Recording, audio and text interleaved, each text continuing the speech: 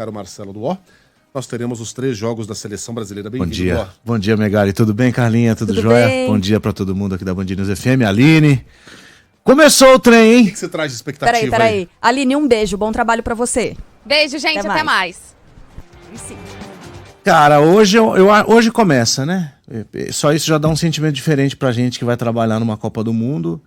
Expectativa, assim, eu acho que há poucas dúvidas na cabeça do Tite. Eu acho que ele não é um cara que muda, que faz surpresas, ele é muito conservador, até demais.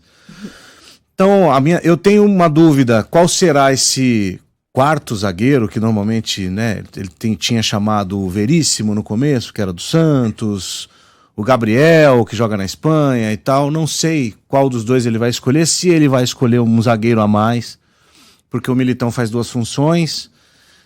Se ele vai optar pelo Firmino como falso 9, porque ele gosta muito do cara, mas ele não vive o seu grande momento, se ele vai dar mais uma chance para o Gabriel Jesus, se ele realmente vai chamar o Pedro. São poucas essas questões, eu acho. Assim, o resto do time é o que o brasileiro já está acostumado, é o que vinha fazendo as eliminatórias mesmo, acho que não tem muito isso, não. Mas acho que vale essa...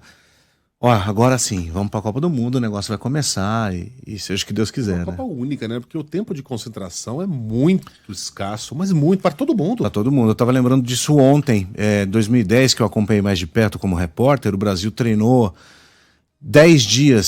7 dias em Curitiba, no CT do Atlético Paranaense, e embarcou para a África do Sul, fez um amistoso antes, se não me engano, no Zimbábue, para poder voltar e fazer o resto da preparação. Aí foram mais 10, 12 dias, então foram meio mês de preparação para a Copa do Mundo, que já 82, era curto. Se não me engano, foram 3 meses, 2 meses, negócio assim. Exato, muito 86 tempo. Também, foi muito tempo. E essa é uma Copa que tem uma semana para todo mundo, basicamente, porque os campeonatos europeus vão parar também essa semana. Então, isso vai aumentar, eu acho, a quantidade de erros nas primeiras rodadas da Copa, porque até os times se ajeitarem não é tão simples, né? Os caras estão nos clubes vivendo... Hoje teve sorteio de oitavas de Champions, é outra parada, entendeu? Então o cara vai chegar, se ambientar, recordar como é que o técnico dele quer que ele jogue, até esse entrosamento rolar, a gente vai estar na segunda rodada, talvez. Então, talvez algumas surpresas podem acontecer por causa disso. Mas vale interessante, todos, né? Vale para todo mundo. Vale então, aí o Duó citou 86, né? Em 86, não sei o que, a gente estava vendo a propaganda da Quilmes, né, Megali? São propagandas ótimas, e aí a Quilmes está fazendo nesse ano de 2022 comparações ou coincidências com a escalação de 86, Argentina, Maradona e tudo mais, né? Olha, naquela época a final foi ao 12h30, agora vai ser também o horário deles, né? Naquela época o Chile não se classificou, e agora também não. E o Chile tem uma rivalidade até política com a Argentina. E aí tem um determinado momento que ele fala, olha, não era ano bissexto, 86, esse também não, tipo assim. Aí eles falam sobre o melhor jogador do mundo. Em 86 a gente tinha o melhor jogador do mundo. Sim. E aí, nesse ano também, eles têm o Messi. Quem é que vem forte? A Argentina vem forte, Duó, na sua opinião? Para mim, ela ainda é uma interrogação, assim. É um time que, se você pegar a campanha, né, o retrospecto, é como o Brasil, quase não perdeu. Mas em quem enfrentou? Né, assim como nós, eles também não jogaram com os europeus, assim. Eu vejo um Messi... Nem com a gente? Jogaram uma Copa América com a gente no Maracanã, teve um jogo que tá faltando, que não vai acontecer e tal... então eu acho que é um time que tá pelo menos no mesmo nível nosso, assim, que é um time que vai brigar. Muitos times vão brigar, mesmo a França, que chega com a panca de ser campeão do mundo e que tem um belo time, mas talvez não tenha o Pogba, o Kanté também não vem, então são jogadores-chave que estão se machucando. Então eu vejo um pelotão ali de França, de Bélgica, de Argentina, de Brasil, que estão na mesma. Porque a Copa do Mundo tem muito acaso, né? Por mais que a gente não queira aceitar isso, mas a Copa do Mundo tem muito acaso. Se aquela bola do Renato Augusto entra, era outra coisa. Se o Japão não toma aquele gol da Bélgica ridículo nas oitavas, a Bélgica não pegaria o Brasil em 2018. Eu sou capaz de citar um por Copa. Exato. Em 90, por exemplo, o artilheiro da Copa com 6 gols foi o Totó Schillaci. Isso. Totó Schillaci, Carla, ele talvez fosse o 10º melhor atacante da Itália. Sim. Ele foi lá porque houve contusões aqui, enfim, foi convocado. Ele machucou, ele jogou. Exato, aí ele se machucou, sabe Deus por que o técnico falava, vou botar o Schillaci em vez de colocar...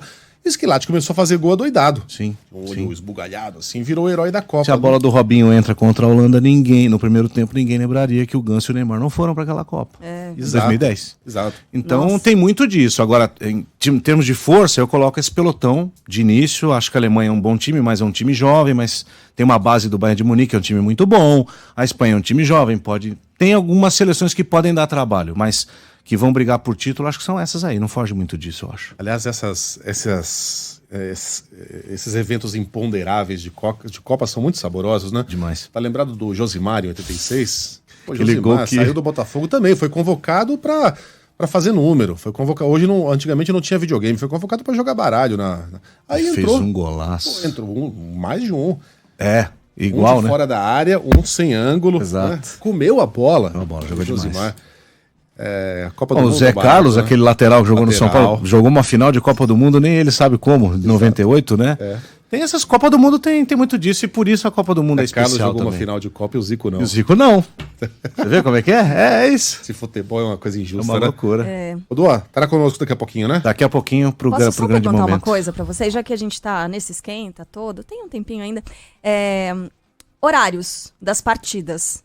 Vai ser fácil pro torcedor acompanhar tudo certinho, pra você trabalhar em qualquer horário, né? Aí não importa, mas nosso pro fuso torcedor lá vai ser diferente. Agora, pro torcedor aqui vai ser um pouquinho mais... vai lembrar em alguns momentos 2002, porque teve muitos jogos grandes da Copa do Japão e da Coreia, eram jogos do fim da noite, começo de manhã aqui. Então, ele vai ter que acordar cedo em alguns momentos, né? Mas a maioria dos jogos, 7 da manhã.